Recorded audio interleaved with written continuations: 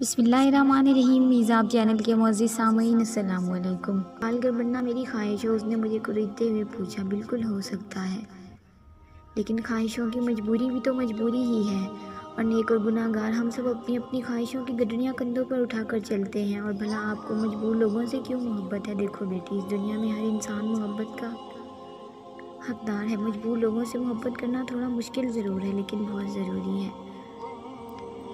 इसीलिए तो हमें पैदा किया गया है। छोड़ो इस बात को, तुम ये बताओ कि तुम कालगल कैसे बनी? मैंने पूछा तो वो हंसकर बोली, ये लंबी कहानी है सर। मैं भी हंसकर दोबारा नाश्ता बनाने में मगन हो गया। नाश्ते से फारिग हुए तो बारिश अभी भी लगातार जारी थी। उस बेचारी के पेट में अभी नाश्ता गई थोड़ी देर ही हुई थी कि वो एक उबकाई लेकर वॉशरूम की तरफ दौड़ी। थोड़ी ही देर में सब खाया पिया निकल गया और वो कमज़ोरी से निढाल हो गई। मैंने डॉक्टर की दी हुई दवाइयाँ देकर उसे फिर सुला दिया, खुद भी अपने बेडरूम में जाकर लेट गया। आँख ऐसी लगी कि मगरिब के वक्त खुली। मैंने एनी को चेक किया तो वो सोई हुई थी। मैंने उसे जगाना मुनासिब नहीं समझा। एक किताब उठाकर दोबारा लाउंज में बैठ गया। रात के 10 बजे तो मैंने फिर से एनी पर एक नज़र डालने का सोचा। वो कुछ कसमसास ही रही थी और मेरे दरवाज़ा हल्के से खटखटाने पर ही उठकर बैठ गई। बहुत देर हो गई है सर, उसने परेशानी से कहा। प्लीज़ मुझे घर छोड़ आएं। हाँ ज़रूर, कहाँ रहती हो तुम? मैं यहीं करीब डिफेंस में एक छोटे से फ्लैट में अपनी 2 सहेलियों के साथ रहती। उसने बिस्तर से उठते हुए जवाब दिया, मगर फिर चकराकर वापस गिर गई।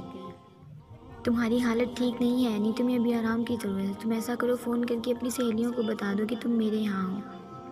मैंने उसके ऊपर कंबल दुरुस्त करते हुए कहा। आप समझ नहीं रहे सर, उसकी आंखों में वहशतों के साए रक्सा थे। सहेलियों का मसला नहीं है, मसला पीटर का है। पीटर? पीटर कौन? मैंने हैरानी से पूछा। पीटर मेरा पंप है सर, दलाल, उसने थोड़ा शर्मिंदा होते हुए कहा। वो मुझे ढूंढ रहा होगा, नहीं जाऊंगी तो मार मार कर लहूलुहान कर देगा। ओह, मैं परेशान होकर वहीं उसके पास बैठ गया।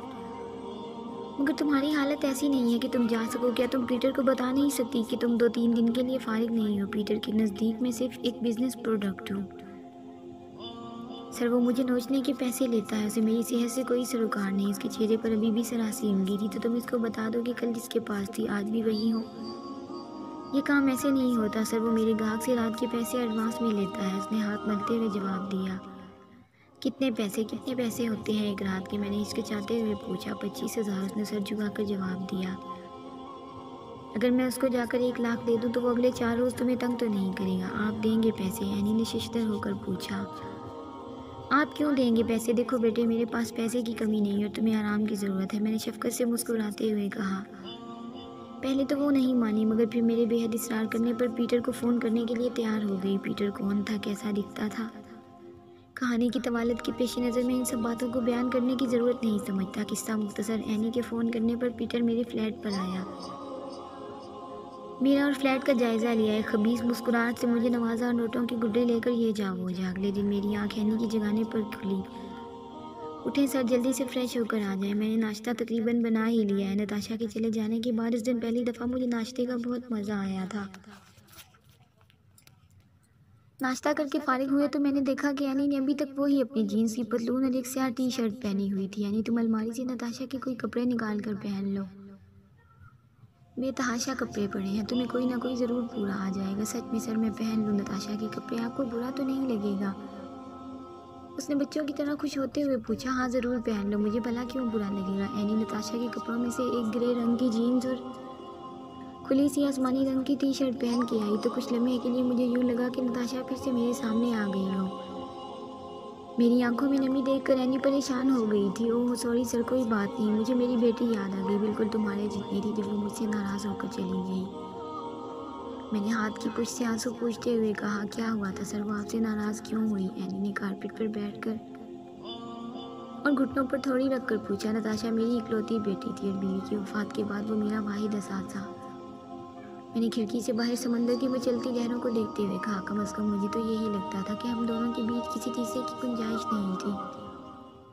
लेकिन ज़िंदगी बड़ी जालिम चीज़ है। उसने मेडिकल कॉलेज में दाखिला लिया और अपने साथ पढ़ने वाले वजदान की मोहब्बत में गिरफ्तार हो गई।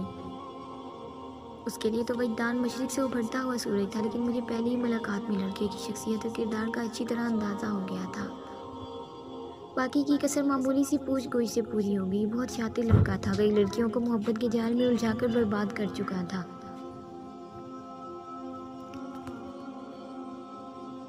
नताशा में उसकी दिलचस्पी मेरी ज़मीनों की वजह से थी। वो अच्छी तरह जानता था कि मेरे बाद नताशा ही मेरी जायदाद की वारिस थी। मैंने नताशा को समझाने की बहुत कोशिश की, लेकिन वो अपनी वक्ती चाहत को मोहब्बत समझ बैठी थी। बाप की किसी बात का कोई असर नहीं हुआ। एक दिन मजनान के वालिदैन उसका रिश्ता लेकर आ गए।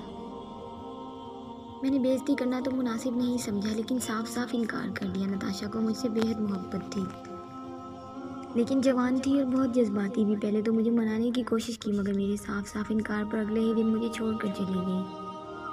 उसने एक लम्हे को भी बूढ़े बाप की मोहब्बत का ख्याल नहीं किया। लेकिन खैर, अब मैं सोचता हूँ कि काश मैंने इनकार ना किया होता तो आज मेरी बेटी मेरे पास होती। आप गम ना करें सर, वो एक दिन ज़रूर वापस आ जाएगी। एनी ने मुझे पानी का गिलास ला कर दिया। काश ऐसा हो सकता, मैंने बेबसी से हाथ मलते हुए कहा। खैर, अब तुम्हारी बारी। तुम बताओ, तुम कालगर कैसे बनी? तुम्हारे वालिदैन कहाँ हैं? मैं लाहौर के रहने वाले गरीब रिक्शे वाले की बेटी थी। एनी ने कारपेट पर अपनी जगह संभालते हुए अपनी कहानी का आगाज़ किया। मेरा बाप ठेके पर रिक्शा चलाता और मेरी माँ मोहल्ले वालों के कपड़े सी लेती।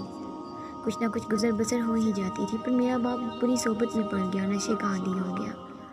माँ के सिए कपड़ों से इतनी आमदनी नहीं होती थी कि घर का खर्चा चल सके। गरीबों का मोहल्ला था, सीने वाले कपड़े भी बहुत कम होते थे।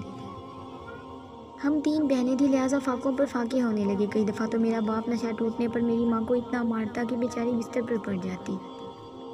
फिर एक दिन मेरे बाप ने नशे के पैसे ना होने पर मेरी माँ को एक हेरोइन फरोश के हाथों बेच डाला। पता नहीं उस दिन मेरी कमज़ोर माँ के हाथों में इतनी ताकत कहाँ से आ गई थी। उसने रात को फल काटने वाली छुरी उस हीरोइन फरोश के सीने में उतार दी और हम 3 छोटी बहनों को लेकर घर से निकल आई। चलते चलते हम नहर के किनारे जा पहुंचे। मेरी माँ ने हम तीनों के हाथ पैर एक ही रस्सी से बांधे और इसी रस्सी का एक किनारा अपनी कमर से बांध लिया। मैं उम्र में बाकी दोनों बहनों से बड़ी थी। मुझे कुछ कुछ माँ की नीयत का अंदाज़ा हो गया था। मैंने रो रो कर माँ की मिन्नत की, उसके पाँव पकड़े, लेकिन उसके इरादे में बहुत ताकत थी। उसने हमें नहर में धक्का दिया और खुद भी कूद पड़ी। जब मुझे होश आया तो सिर्फ मैं जिंदा बची थी। मेरी माँ और दोनों बहनें डूबकर मर चुकी थी। माँ के मरने के बाद उसने मेरा सौदा तय कर दिया।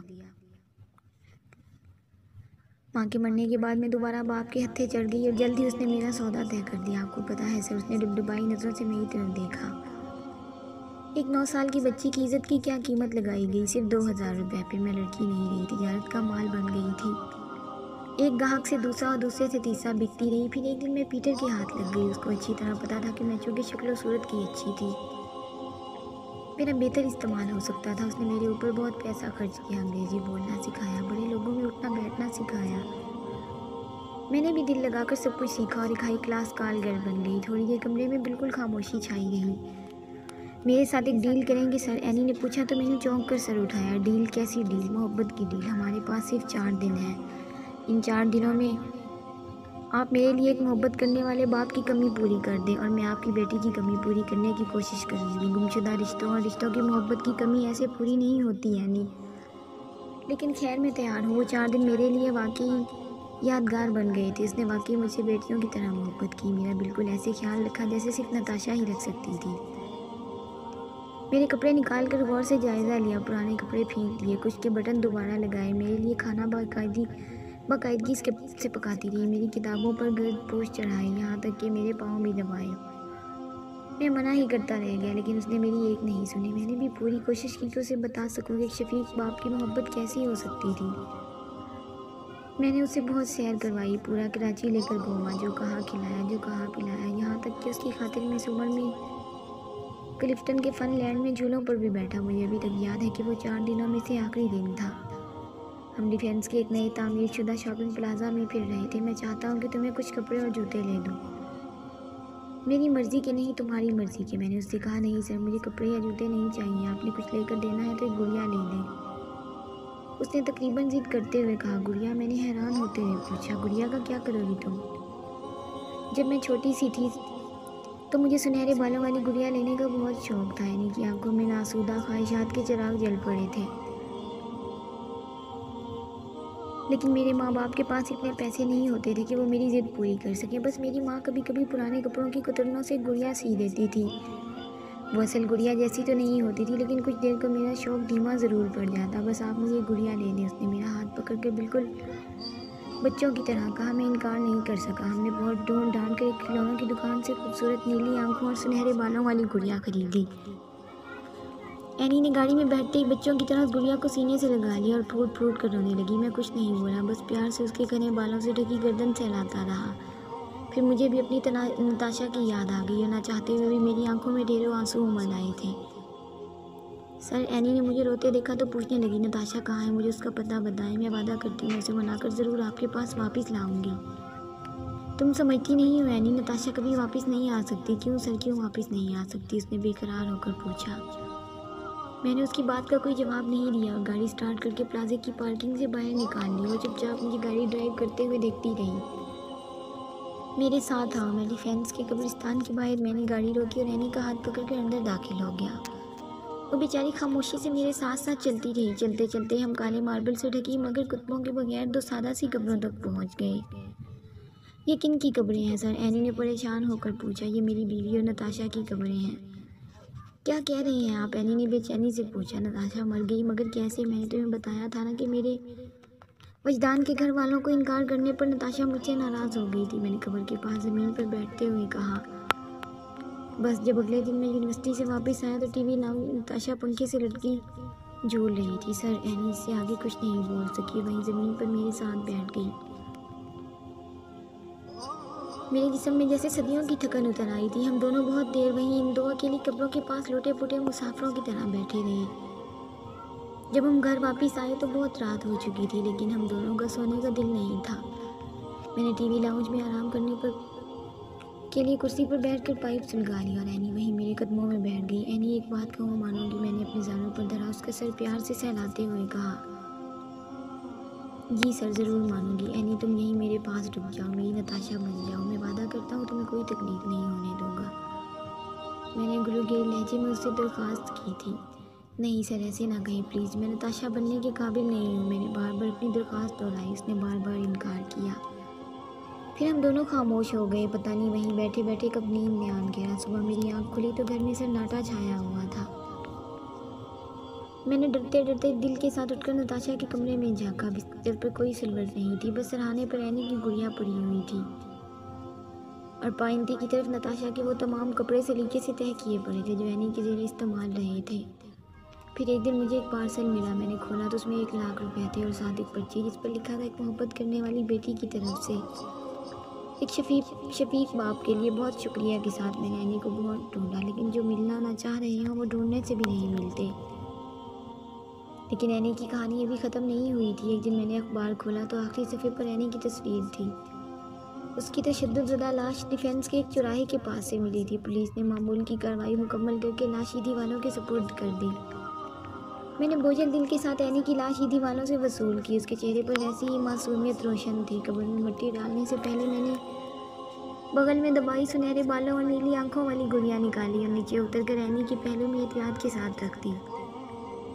खुदा हाफिज़ एनी। मैंने उसके फूल से वजूद को भारी दिल के साथ अलविदा कहा और कफन के ऊपर से ही उसकी मासूम पेशानी चूम ली।